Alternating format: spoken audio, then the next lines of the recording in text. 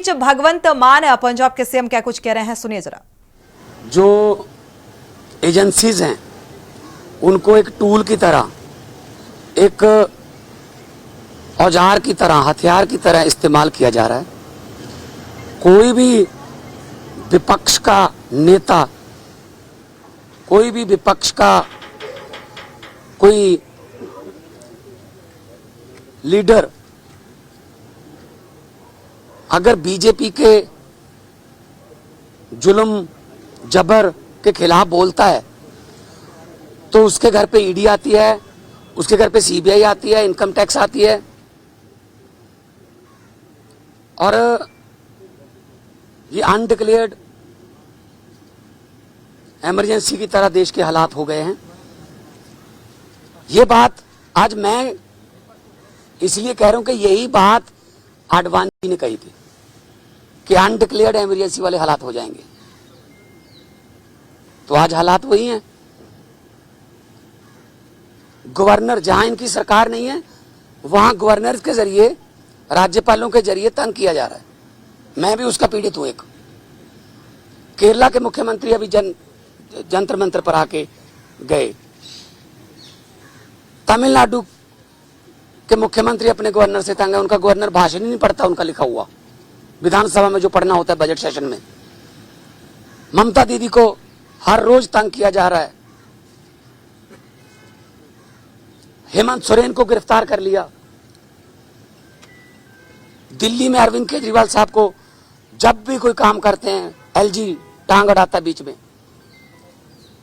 Supreme court के जरिए सरकार चलानी पड़ रही है। हम भी सुप्रीम कोर्ट में पहुंचे हुए हैं। आरडीएफ का पैसा 5500 करोड़ रूरल डेवलपमेंट फंड का पंजाब का रोका हुआ है। नेशनल हेल्थ मिशन का पैसा रोका हुआ है। 8000 करोड़ से ज्यादा पंजाब का पैसा रोक रखा है। हम कोई भीख थोड़ी मांगते हैं, वो हमारे टैक्स का पैसा है, पंजाब के लोगों का हिस्सा है, वो योगदान है। फिर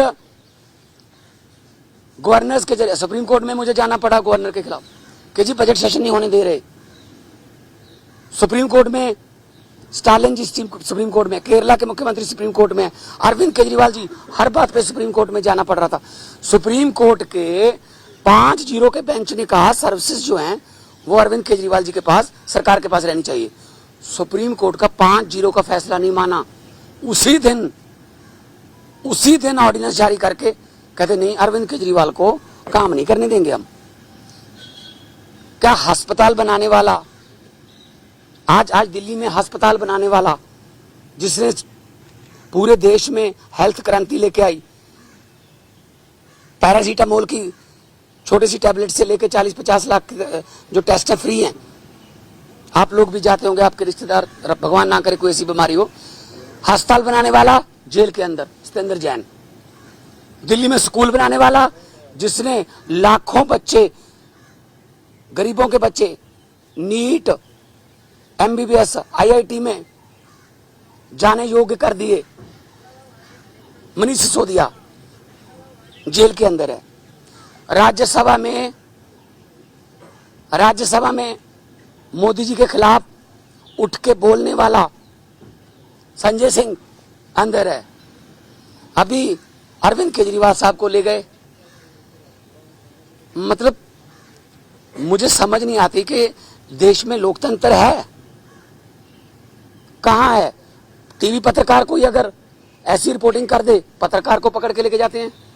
कोई यूट्यूबर के बारे में, कोई यूट्यूब वाला कोई बोल दे कुछ, उसके लिए कानून लेके आए, ये आपका कंटेंट जो है ये भड़काऊ है, हेट स्पीच माना जाएगा इसको। सबसे ज्यादा हेट स्पीच कौन देता है देश में? सबसे ज्यादा हेट स्पीच बीजेपी वाले देते हैं। गोली मारो, ये आतंकवादी हैं, इनको वोट दोगे तो आपके घरों में आएंगे। मतलब ये हेट स्पीच तो ये है ना। हम तो काम की राजनीति करते हैं, हम नाम की राजनीति नहीं करते। मैं पंजाब का 2 साल हो गए मुख्यमंत्री बने हुए। 2 साल में 43,000 सरकारी नौकरी देके आपके सामने खड़ा हूं। 2 साल में हमने 829 आम आदमी क्लिनिक बना दिए। 1.25 करोड़ से ज्यादा लोग वहां पे आके दवाई लेके ठीक होके चले गए। क्या ये काम नहीं करनी चाहिए हमें? वो आम आदमी क्लिनिक को बंद करने के लिए नेशनल हेल्थ मिशन का पैसा रोक रखा है। ये ना बनाओ जी। फिर 26 जनवरी की परेड में पंजाब की झांकी नहीं हुई। क्यों जी? आजादी में 80% योगदान हमारे बुजुर्गों का, हमारे पुरखों ने कुर्बानियां दी। और 15 अगस्त और 26 जनवरी आप पंजाब के बिना मना लोगे? कैसे मना लोगे? How dare you are. किसने, वो होते कौन है? शहीद भगत सिंह की झांकी को, जिसमें शहीद भगत सिंह, करतार सिंह सराभा, लाला लाजपत राय, मदन लाल ढींगरा, जलियांवाला बाग का कांड, जिसमें वो थे झांकी में, उनको रिजेक्ट करने वाले ये कौन होते हैं? ये भगत सिंह से बड़े हो गए, जिन्होंने देश लेके दिया, अब उन्हीं के खिलाफ कर रहे हैं। मुझे तो ये शक है, अगर इनका बस चले तो ये राष्ट्रीय गीत जन गण मन से पंजाब का नाम निकाल देंगे। अगर इनका बस चले तो, इतनी नफरत करते हैं ये पंजाब को। और पंजाब वो है जो पूरे देश का पेट भी पालता है। 532 किलोमीटर हमारा बॉर्डर है पाकिस्तान के साथ। हमारे बेटे आज कारगिल से लेके पंजाब के लड़के खड़े हैं सीना तान के। कोई भी दुश्मन की तरफ से कोई गोली आती है, सबसे पहले पंजाबियों का सीना है। तो ये इतना हमें नफरत करते हैं। अब अरविंद केजरीवाल ने क्या किया? हम कहते रहे कि ये गिरफ्तार करेंगे, बहाना ढूंढ रहे हैं। मुझे ये बता दीजिए टाइमिंग क्या है? ये क्या चाहते हैं? विपक्ष का कोई भी नेता इस इलेक्शन में चुनाव प्रचार ना कर पाए, ये इलेक्शन छीनना चाहते हैं। 3 दिन पहले रशिया में क्या हुआ? 88% वोट पुतिन। 2030 तक, आगे 40 तक भी जाएगा। और वो 12% है, वो खराब हुई वोट है, उनके खिलाफ नहीं वोट डाल सकता कोई। तो ये भी तो पुतिन के रास्ते पर ही चल रहे हैं। फिर ये डिक्टेटरशिप है। आप रात को 8 बजे आ जाओ घर, 9 बजे तक सर्च करते रहो, उसके बाद ले जाओ, फिर देखते हैं बाद में रिमांड मांगेंगे, ये करेंगे वो करेंगे। अरे एक देशभक्त बंदा है वो।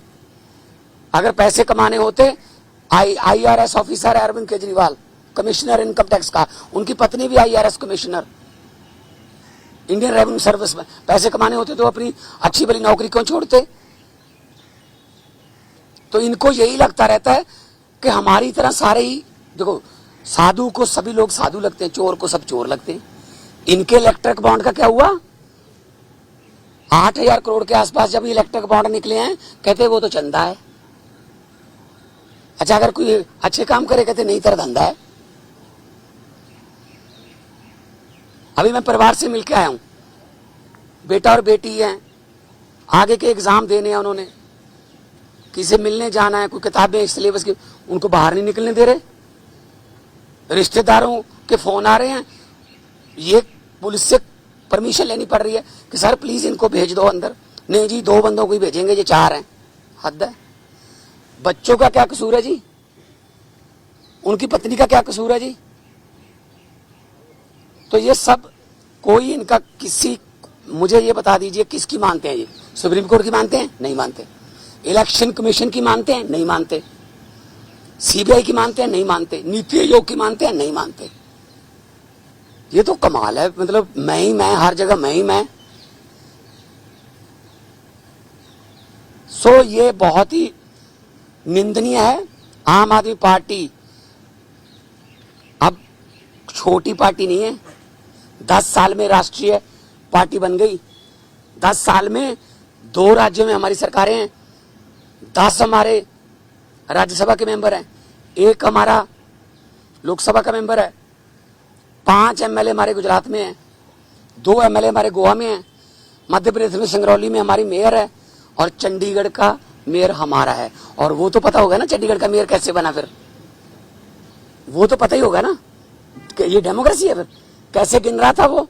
36 वोट गिनने थे, 36 वोट गिनने थे, 36 वोट, कैमरे लगे हुए थे। कैसे गिन रहा था? ऐसे वोट देख के।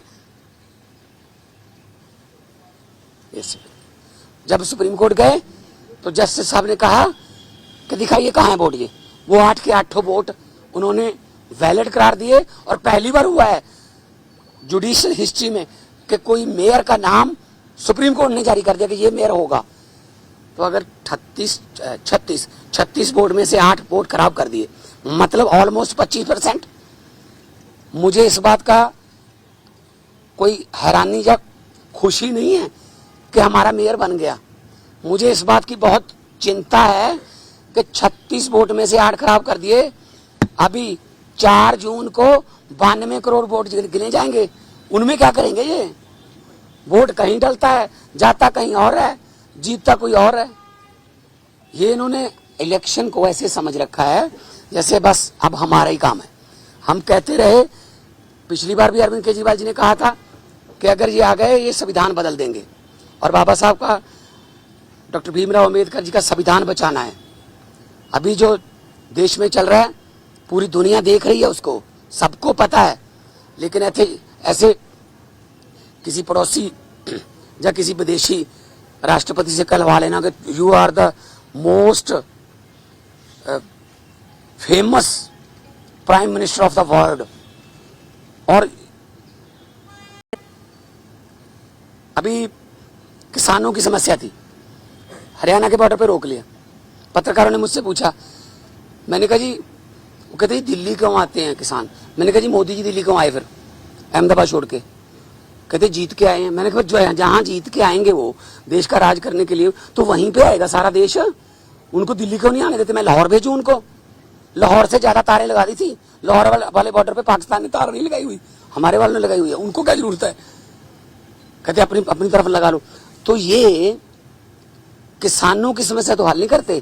टीवी पे ऐड आती है, पापा यूक्रेन और रशिया का युद्ध रुकवा दिया मोदी जी ने। अच्छा, आप उनके युद्ध रुकवा सकते हो, अपने किसानों से बात नहीं कर सकते 200 किलोमीटर? कमाल है, हद है यार। ये डेमोक्रेसी नहीं है। मैं आपके जरिए, आपके टीवी कैमरों के जरिए करोड़ों लोगों को ये कहना चाहता हूं, आम आदमी पार्टी जो है वो चट्टान की तरह अरविंद केजरीवाल जी के साथ खड़ी है। अरविंद केजरीवाल को तो गिरफ्तार कर लोगे, उसकी सोच को कैसे गिरफ्तार करोगे? अरविंद केजरीवाल एक व्यक्ति नहीं है, अरविंद केजरीवाल एक सोच है। हम चट्टान की तरह उनके साथ, मैं भी अपना काम छोड़ के आया उनके लिए। उन्होंने जब दिया न्योता पूरे देश को कि अच्छी राजनीति करने के लिए मुझे अच्छे बंदे चाहिए, तो मेरे जैसे लोग, अगर मैं आर्टिस्ट था, फेमस आर्टिस्ट था, मुझे क्या जरूरत थी? मुझे भी बीच बीच में गालियां देते रहते हैं, बीजेपी वाले गालियां देते रहे, कांग्रेस। मतलब असल में क्या है, इनको दुख इस बात का है कि आम घरों से बेटे बेटियां जीत कर हमारी कुर्सियों पर क्यों बैठ गए, ये पंगा है।